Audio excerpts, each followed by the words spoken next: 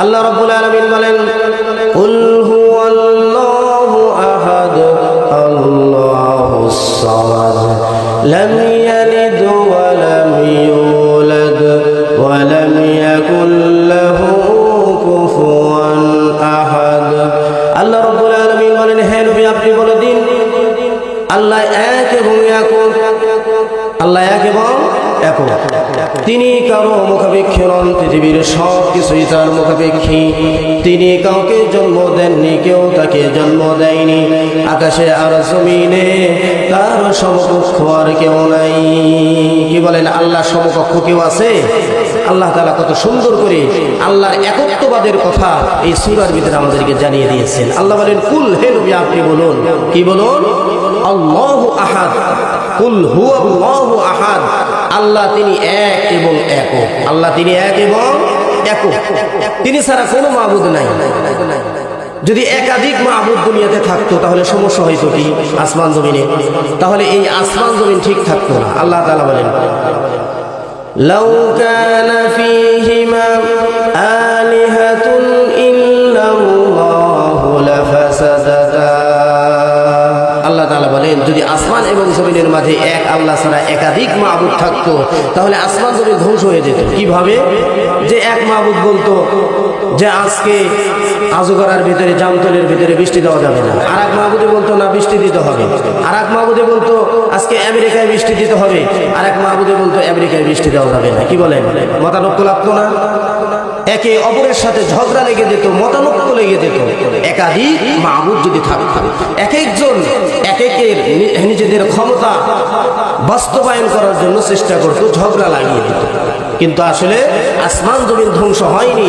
এর দ্বারা বোঝা যায় যে আসমান এবং জমিনের ভিতরে একজনই রব। কয়জন রব বলেন? একজনই রব। তিনি কে? আল্লাহ। সেই আল্লাহ বলেন কুল হুয়াল্লাহু আহাদ, হে নবী আপনি বলুন আল্লাহ এক এবং একক।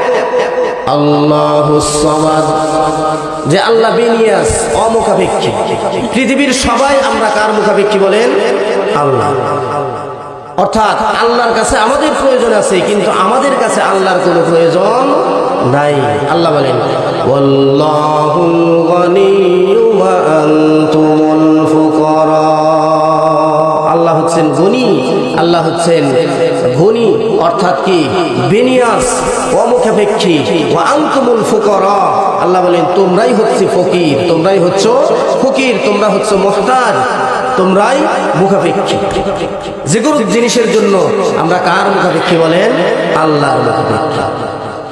এরপরে আল্লাহ তাআলা বলেন লাম ইয়ালিদ ওয়া লাম ইউলাদ, যে আল্লাহ তাআলা কাউকে জন্ম দেন নাই, আবার তিনিও কারো কাছ থেকে জন্ম নেন নাই। তাহলে তিনি অর্থাৎ তার কোনো আল্লাহর কোনো সন্তান নাই, আবার তিনিও কারো কি নয়? সন্তান নয়। এটা কেন? এর কারণ হচ্ছে দুনিয়াতে একটা সাধারণ নিয়ম আছে, যে জন্ম নেয় তার মৃত্যু হয়। যার জন্ম আছে তার মৃত্যু আছে, কিন্তু আল্লাহর কি কোনো জন্ম মৃত্যু আছে? আল্লাহ জন্ম মৃত্যু নাই। আল্লাহ তাআলা বলেন লাম ইয়ালিদ ওয়া লাম ইউলাদ। অপর আয়াতে আল্লাহ বলেন আল্লাহু লা ইলাহা ইল্লা হুয়াল হাইয়ুল কাইয়্যুম। আল্লাহু লা ইলাহা, আল্লাহ হচ্ছেন তিনি যিনি ছাড়া কোনো মাবুদ নাই। হুয়াল হাই, তিনি জীবিত, তিনি সদা সর্বদাই জীবিত থাকবেন, তার কোনো মৃত্যু নাই। তাহলে এর দ্বারা বোঝা যায় যে আল্লাহ তাআলা কারোর থেকে জন্ম নেন নাই, আবার তিনি কাউকে জন্ম দেন নাই। এগুলো বিশ্বাস করার নাম হচ্ছে ঈমান। ওয়ালাম ইয়াকুল লাহু কুফুয়ান আহাদ, এবং আল্লাহ সমকক্ষ কেউ নাই। কি বলেন? আল্লাহর সমকক্ষ কেউ আছে? আল্লাহর যে শক্তি আছে, সামর্থ্য আছে, এরকম কারো আছে? দুনিয়ার কারো আছে? আসমান জমিনে কারো আছে? নাই। এজন্যই বলা হয়েছে লাইসা কামিসলিহি শাইউন, তার মতো কোনো জিনিসই নাই, তার সমকক্ষ কোনো জিনিস নাই।